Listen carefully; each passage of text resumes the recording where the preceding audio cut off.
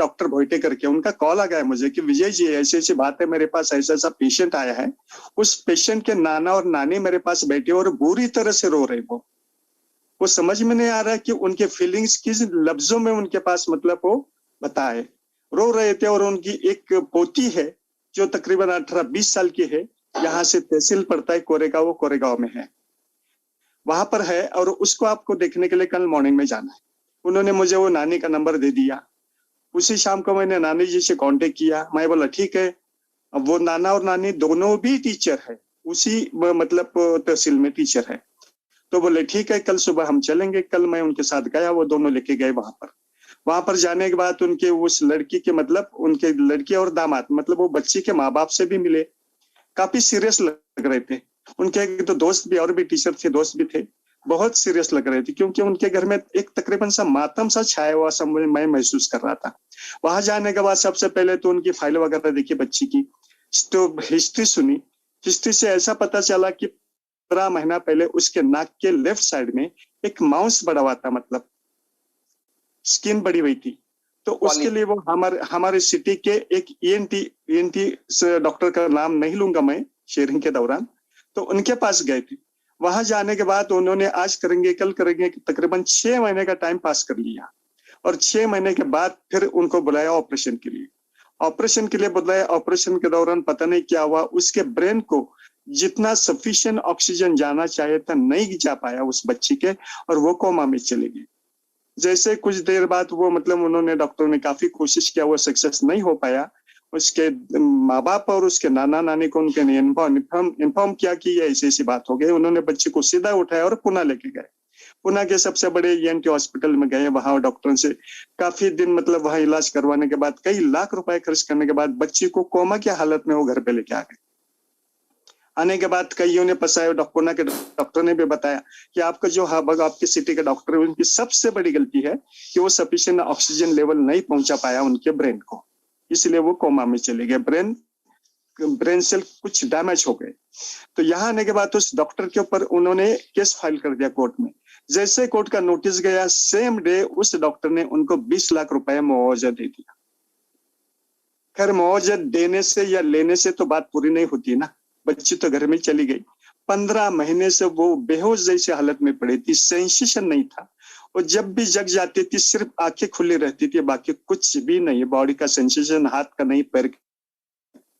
और वो नाक के द्वारा मतलब वो पाइप लगी हुई थी जिसके द्वारा उसको मतलब वो लिक्विड मतलब चीज दे रखी थी, देते थे वो लोग। जैसे मैं वहां पहुंचा, ये पूरी कहानी मुझे पता लगी। चलो मैं बोला चलो बच्ची को देखना है। मैंने तो अंदर के रूम में गया, बच्ची को देखा मैंने। बच्ची लेटी हुई थी वर्टिकली, और उसके नाक में वो पाइप थी, और वो बिल्कुल डेड से मतलब एक कोमा में थी, तो मूवमेंट तो होगा ही नहीं। तो देखने के बाद मैं थोड़ा एक्यूप्रेशर का भी थोड़ा सा जानकार हूँ, तो थोड़ा उसके एक्यूप्रेशर पॉइंट, अभी 15 महीने एक जगह पे लेटी होने के बावजूद भी वो काफी मतलब कमजोर सी हो गई थी। तो सबसे पहले तो मैंने अपनी कंपनी, अपना product, how does it work, इसके बारे में पूरी जानकारी उन लोगों को दी थी। हालांकि उसके नाना नानी मास्टर थे, मास्टर है भी, तो उन्होंने बताया इतनी अच्छी इंफॉर्मेशन आज तक हमारे लाइफ में हमें किसी भी डॉक्टर ने नहीं दी। बहुत खुश हो गए, उनके चेहरे पे थोड़ी सी रौनक आ गई, हंसी आ गई, क्योंकि उनको कॉन्फिडेंट हो गया कि ये जो बता रहे, जिसकी वजह से हमारी बच्ची शायद ठीक हो जाए 15 महीने के बाद भी। तो चलो मैं साथ में मतलब वो जैसे कि मेरे दोस्त डॉक्टर ने बताया, तो एक अपना 6,800 रुपए का प्रोडक्ट साथ में लेके गया था। उनका प्रोडक्ट के बारे में बताया, हाउ टू यूज इट बताया, कुछ बातें बताई, क्या देना खाने के लिए, कुछ परहेज, कुछ डाइट के बारे में कोई चीजें बताया। बताने के बाद उन्होंने शुरू किया, उसको लेना शुरू किया। मैं अपने घर पे चला आया। 90 दिन उनके उस बच्ची के माँ का फोन आया, बोला डॉक्टर साहब, मैं बोला काफी खुश लग रही है, आपका आवाज तो बड़ी अच्छी लग रही है आज। बोला आपको अच्छी चीज सुनाने के लिए, अच्छी खबर सुनाने के लिए मैंने कॉल किया। और उन्होंने अपने ही बच्ची का वीडियो निकाल के मुझे डाल दिया व्हाट्सएप पर। वीडियो इस तरीके से था, बच्ची पहले जैसी जिस दिन मैं गया था 9 दिन पहले उसी तरीके से लेटी थी। उसकी माँ उसके मतलब पैर के पास में बैठी थी। एक पैर में वो खुजलाहट कर रही थी, और बच्ची अपने घुटनों से वो पैर ऊपर 4-5 बार उठाने की कोशिश कर रही थी। ये पहला समय था 15 महीने के बाद जब बच्चे ने अपनी मूवमेंट शुरू की थी सिर्फ और सिर्फ अपने ई बायोटेरिंग के प्रोडक्ट की वजह से। मैं बहुत खुश हुआ। मैंने जितनी कोशिश की, जितनी बातें बताई, जितनी इंस्ट्रक्शन दी, जितना डाइट बताया, उसकी तरफ से मतलब वो सक्सेस मुझे मिल गया। मैं बहुत खुश हो गया, खुश हो गया। उनको कुछ और बातें करके सबके चेहरे पर हंसी थी, सभी आए थे वहां पर। उसके बाद फिर मैं आ गया। आने के बाद अभी 4 दिन पहले, मतलब 3 हफ्ता हो गया इस बात को, 4 दिन पहले मैंने कॉल किया, बोला मैं अभी अभी आपको एक वीडियो पोस्ट किया है। उनके माताजी बोली, बच्ची की माताजी बोली, शायद आपने देखा नहीं होगा, देख लीजिए, मैं अभी आपको कॉल करने वाली थी। तो वो बच्ची का फेस, बच्ची की आंखें, बच्ची मतलब वो थोड़ा सा सिरा ना लेके मतलब आधी हाफ मोड़ पे मतलब बैठी हुई है, और काफी उसके चेहरे पर मतलब वो बहुत ही अच्छा महसूस कर रही थी अपने आप को। बात तो नहीं कर रही थी मगर माँ के साथ मतलब अब वो कुछ मूवमेंट कर रही थी, हाँ, आंखों का, गर्दन की और हाथ की। मुझे बहुत अच्छा लगा वो वीडियो। और मैं इस सक्सेस से और का कारण यही है, अपना और सिर्फ अपना ई बायोटेरिंग का प्रोडक्ट। बहुत बढ़िया। हालांकि दूसरे दिन मैंने क्या किया, ये दोनों वीडियो है जो मैंने मेरे स्टेटस पे शेयर की है, आधा घंटे इनके अंदर उनके नाना जी का कॉल आया मुझको, बोला डॉक्टर साहब ऐसा मत कीजिएगा, ये जब तक ठीक ना हो तब तक आप किसी भी आपके स्टेटस पर उनको अपलोड मत कीजिएगा।